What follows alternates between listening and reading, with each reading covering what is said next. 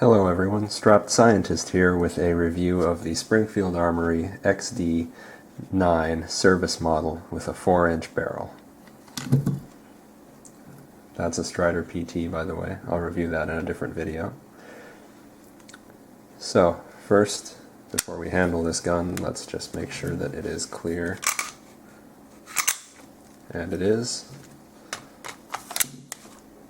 So, the features of this gun, this particular version is the 9mm, but it's also available in 357 SIG, 40 Smith & Wesson, and 45 ACP, so really you get your caliber of choice.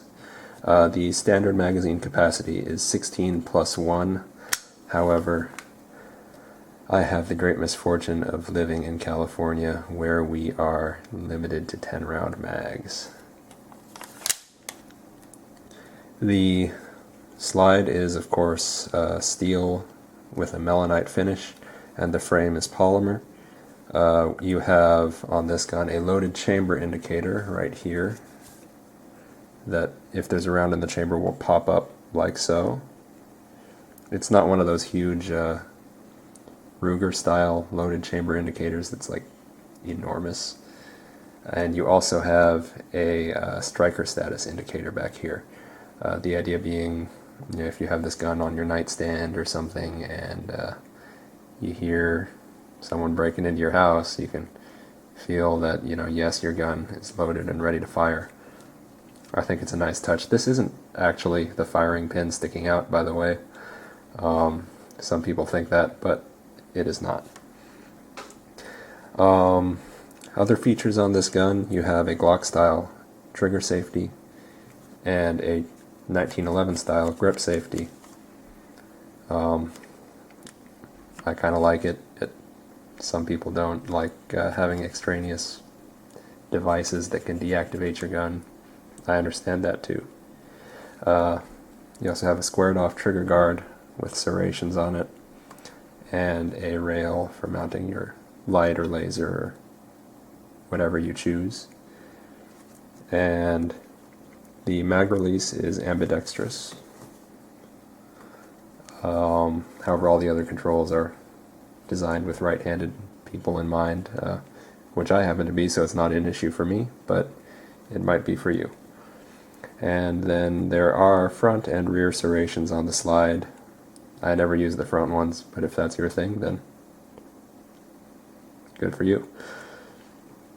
The takedown on this gun is stupid easy for cleaning. Just lock your slide back, rotate the takedown lever upward, release it, drop your mag. Now this stage does require a trigger pull, so you want to make sure that your gun is not loaded, of course, as you always do before you do this. But then after you've dropped your mag out, you pull the trigger and your slide comes right off. And then, as usual, you can just pop out the recoil spring and the barrel, and you're field stripped and ready to clean. And then putting the gun back together is just as easy.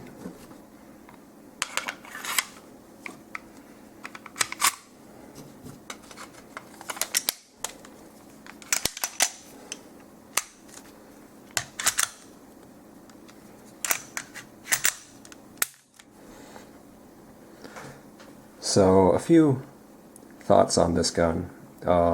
It's been extremely reliable for me. I have had no failures or malfunctions of any sort. It functioned fine even with these Winchester Ranger T-Series 127 grain plus P plus rounds. So, really no reliable issues. It's been a range of power that I've shot from these to the cheap Federal Champion Walmart ammo, and I've had no problems with either one. The gun is more accurate than I am. It does use a 6 o'clock hold, so if you have your sights lined up correctly, the point of impact will actually be just above where the front sight post is. So that's something to bear in mind if you have a preferred sight picture style. The grip, I wish it was grippier. If you look at the grips on the newer XD-Ms or the XD-S, they've added a lot more texture to them. I think these are very slick, but and you can put an aftermarket attachment on there, but I haven't. I mean, I don't have any trouble keeping a grip on the gun. I just like it to be a little grippier. Ergonomics, it really fits my hand great. I love these thumb cutouts here. And